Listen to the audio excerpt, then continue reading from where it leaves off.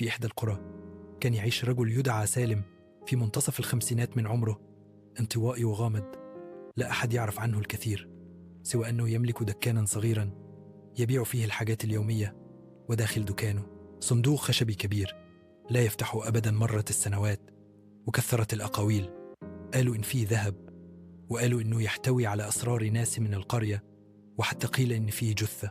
لكن سالم كلما سألوا أحد عن الصندوق كان يبتسم بهدوء ويقول جملة واحدة: لو فتحته حياتك مش هتبقى زي ما كانت أبدا. مرت الأيام وتوفي سالم فجأة دون أن يترك وصية، وما إن سمع أهل القرية بخبر موته حتى تدافعوا إلى دكانه. الكل يريد أن يرى ما بداخل الصندوق.